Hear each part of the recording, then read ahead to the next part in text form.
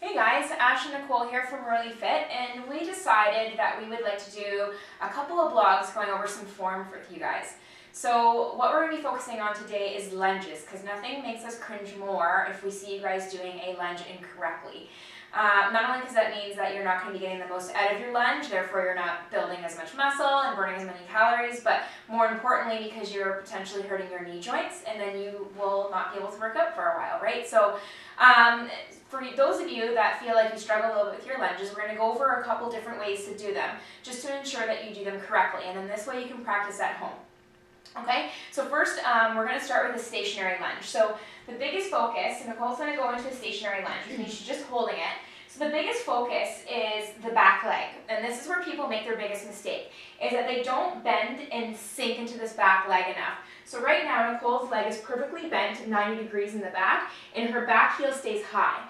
If she was to drop this back heel off towards the ground, then her hip would open up. So if you drop that heel towards the ground, her hip would open up to the side, and then as you can see, she's thrown off balance.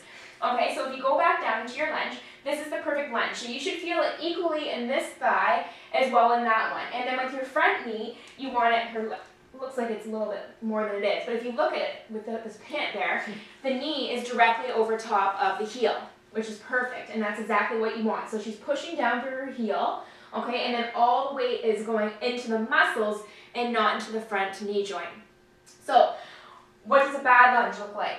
It actually, as Nicole's going to demonstrate, this is going to be all on the front leg mostly, not focusing on the back leg at all, and placing all the stress in the front knee. So I want you to come down. So this is what we see often. Now, this back leg doesn't look like it's bent 90 degrees, and this front leg's bent so much, even a little bit more forward. It's like, because they're trying to struggle so much, they're going forward, and sometimes even placing their hands on their thighs. They're taking away from this lunge. This is almost like a stretch, but it's also placing all that stress on the back, or sorry, the front knee. So once again, dropping into the back leg, pulling your body back, keeping your shoulders perfectly in line with your hips, and your abs pulled in nice and tight. I always try to explain to my girls that you have something in your belly button, and you have to shoot it forward, so you have a nice strong core. Because as soon as you start to lean forward, your belly button goes down. Okay, and that's when you're placing the stress in your knee. So that's your stationary lunge. Now, if we stand back up, let's go into a alternating forward lunge. So I would say what people do here when they make the biggest mistake is that they overstep it. Okay, and then this is once again where you take your knee past your toe, but then also you have to drag your foot back because you stepped so far into that lunge. So Nicole's going to do overstepping it to demonstrate. So she's overstepping it. Look how far forward her knee is. Not good. Probably placing stress on it. I'm sure you can already feel that. Now you're going to come back, and then now she's going to go into a proper forward lunge. So you're just going to take a natural step forward, just a little bit deeper, sink back into that back leg, and then you're going to step back, pick up your foot so you don't drag it, and then alternate next leg forward.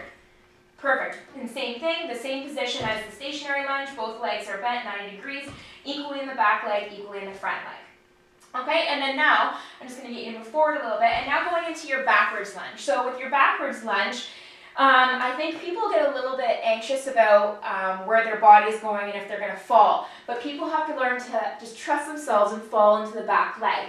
Because a lot of backwards lunges end up looking like this, okay, almost like a step. So what you want to do, just like you would with the front leg, is you take a natural step back, you sink into it, and just trust yourself and sink into that back leg.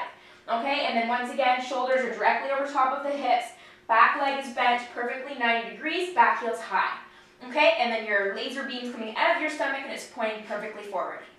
Alright, so we're good right there. You don't have to bring your legs anymore. That's your lunge. And if you feel like you struggle with your lunges, this is a good place to start and practice with. And don't be shy to look in front of a mirror, because sometimes you can connect your body with your mind a little bit more when you can see it visually. Okay, so I hope you enjoyed that, and we'll see you again soon. We're going to be going over a squat. Okay, bye.